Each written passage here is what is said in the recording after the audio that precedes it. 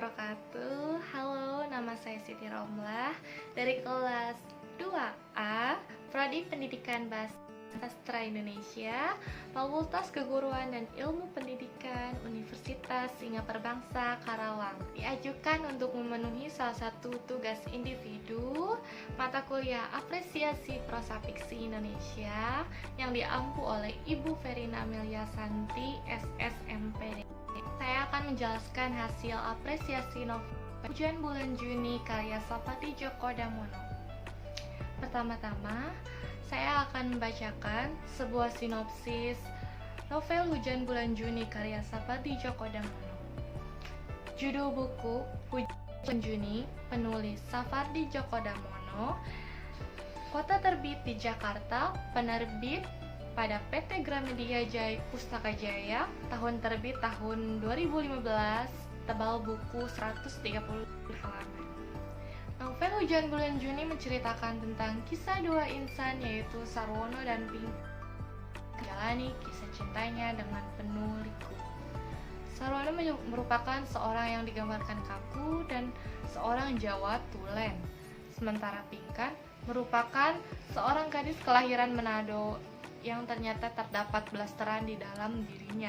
Sarwono merupakan dosen antropologi di Universitas Indonesia yang lihai dalam membuat puisi. Sedangkan Pinkan merupakan dosen muda sastra Jepang di Universitas Indonesia. Mereka berdua telah cukup lama kenal. Sarwono berteman dengan kakak yaitu Toan. Sarwono menulis 3 buah puisi yang akan dimuat di koran saat itu. Ia pergi membeli koran tersebut di sudut pengkolan. Pada saat Sarwono sedang main ke rumahnya yang bernama Toan, terkejut dan melihat Pinkan saat itu. Dan ternyata Pinkan dan Toar adalah adik kakak serta Sarwono yang ternyata lulusan sarjana magister pertama di keluarga yang. Pada novel Hujan Bulan Juni karya Sapati Djoko Damono terdapat unsur intrinsik. Yang pertama yaitu tema. Tema yang diangkat pada novel Hujan Bulan Juni itu tema percintaan. Sepasang kekasih yang berbeda agama dan budaya. Dikutip pada halaman 47, kita boleh berbeda, tapi kenyataannya perut Manado dan Gorontalo menyukai perasaan yang boleh dibilang sama. Yang kedua adalah alur yang terdapat pada novel tersebut yaitu alur maju mundur. Selanjutnya yang ketiga yaitu tokoh. Tokoh yang terdapat pada novel Hujan Bulan Juni ini yaitu tokoh pertama yaitu Sarwono dan Pinkan. Selanjutnya terdapat Katsuo, Bu Hadi, dan Kahu, Toar, Budiman, Beni, dan Tante Heni. Selanjutnya terdapat penokohan. Yang pertama yaitu Sarwono yang pasti. Sarwono terkenal dengan kecerdasannya. Dikutip pada halaman 5, dirasakannya lagi eman yang beberapa hari terakhir ini mengganggu diskusinya dengan sejumlah antropologi muda yang cerdas-cerdas yang setiap hari sarapan teori di kampus Bulak Sumur. Yang kedua yaitu penokohan terdapat Pinkan yang mempunyai sifat cerdas juga. Dikutip pada halaman 13, ia tahu dan diberitahu bahwa Pinkan cerdas, sehingga ketika wisuda dialah yang berhak menerima ijazah dari rektor mewakili wisudawan fakultasnya. Selanjutnya yang ketiga terdapat Katsuo mempunyai kagum pemimpin yang baik. Dikutip pada halaman 106, Katsuo Sontoloyo membantu Pinkan untuk membimbing mereka yang ikut studi banding ke Jakarta. Keempat yaitu Bu Hadi mempunyai sikap yang tabah, sabar dalam menghadapi cobaan dan bijaksana yang pasti. Dikutip pada halaman 130, dia tidak menangis, malah minta Pinkan untuk tenang. Tidak apa-apa, Pin, semoga. Selanjutnya yang kelima ada Pak Hadi. Dikutip pada halaman 19, Dan mereka pun jelas menjadi lebih kaya dari ayahnya, yang bangga dan merasa bersyukur mengabdi sebagai PNS. Yo be, rasa dipikir kata ayahnya selalu. Sikap Pak Hadi tersebut menjelaskan bahwa dia sangat tegas. Yang keenam yaitu Bu Pelengkahu. Dikutip pada halaman 129, Bu Pelengkahu memeluknya di pintu rumahnya dan memerintahkan agar Pinkan segera menyiapkan diri ke rumah sakit. 7 yaitu Toar, mempunyai otak yang cerdas, suka iri. Dikutip pada halaman 17, Toar yang sekarang bekerja di sebuah bank juga tidak dampak. Katanya ngurus adiknya yang mau pindah kuliah di Jakarta. Selanjutnya ada Benny, mempunyai sifat cerdas. Dikutip pada halaman 48, Benny tidak juga menjawab, hanya menatap sepupunya itu dengan sorot mata yang sulit sekali ditebak kemana maunya. Yang selanjutnya itu latar. Terdapat latar tempat. Yang pertama Solo. Dikutip pada halaman 1, sudah sekitar seminggu ia berada di Solo, di tengah keluarganya untuk membebaskan diri dari rasa capek yang tak pernah dirasakan sebelum ini. Yang kedua yaitu mall.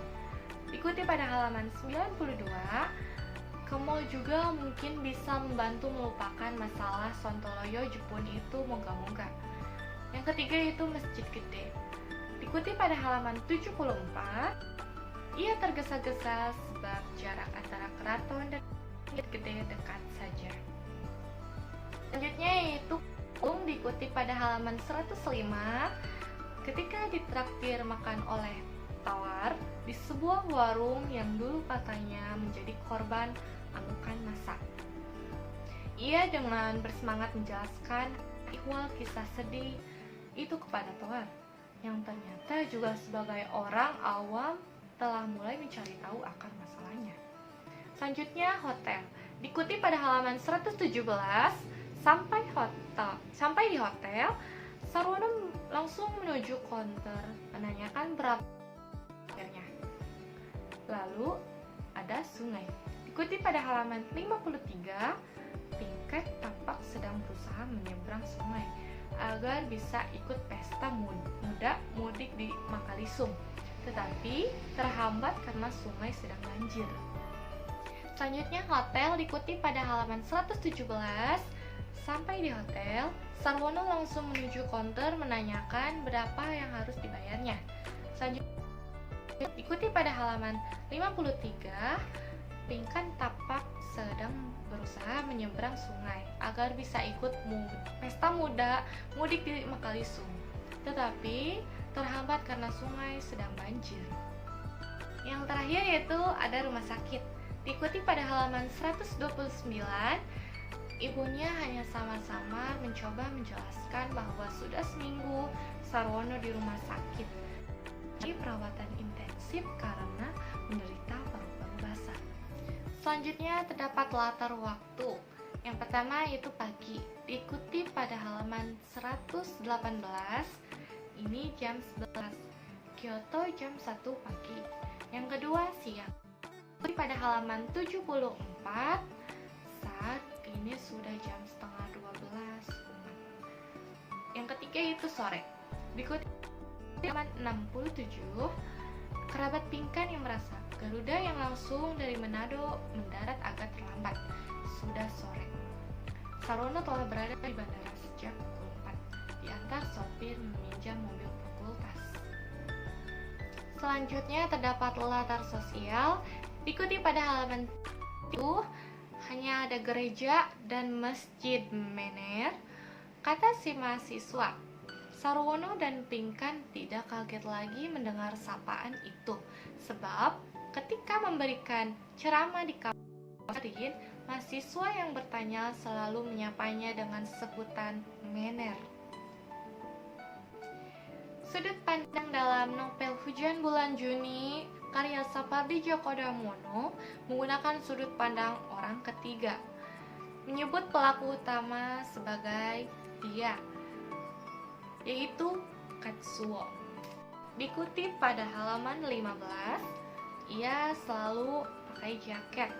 Tidak karena suka film yang bintangnya dahsyat kalau berjaket, tetapi karena tubuhnya yang 120 peng memang tampaknya diciptakan khusus untuknya demi kepentingan pembuat jaket.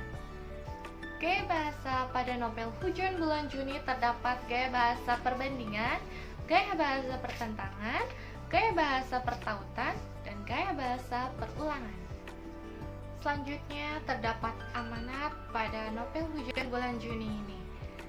Kesetiaan dalam hubungan itu sangat penting, baik hubungan dengan Allah ataupun hubungan dengan sesama manusia. Kesetiaan dengan manusia dan kesetiaan dengan Allah harus di mana kita berbeda, kita harus bertindak dan bersikap sesuai dengan aturan yang ada di daerah tersebut. Setiap orang memiliki prinsip hidup yang berbeda-beda. Oleh karena itu, kita harus menghargai prinsip hidup orang lain, menghargai pendapat orang lain, serta menaati aturan-aturan atau norma yang berlaku di daerah tersebut. Dalam menjalani kehidupan sosial, tak bisa dipungkiri akan ada masalah-masalah yang akan datang. Kelebihan pada novel Hujan Bulan Juni karya Sapati Djoko Damono yaitu memiliki sampul yang elegan dan menarik. Banyak kalimat yang terbaca seperti sebuah syair dalam sebuah percakapan. Muncul juga beberapa kalimat di dalam novel ini yang menggunakan bahasa Jawa. Disisipkan juga beberapa bait puisi yang menambah bumbu romantika dalam sebuah kehidupan dan hubungan. Kekurangan pada novel Hujan Bulan Juni karya Sapati Djoko Damono yaitu bahasa yang sangat sulit untuk dimengerti para pembaca, sehingga para pembaca kesulitan untuk membaca novel Hujan Bulan Juni ini. Nah, buku ini harus kalian baca. Sampai sampulnya bagus, elegan, dan menarik. Siapa sih yang tidak ingin membaca soal tentang percintaan? Alhamdulillah telah saya sampaikan sebuah sinopsis dan saya apresiasi sebuah unsur intrinsik dan semoga suka. Jangan lupa like, comment, and subscribe.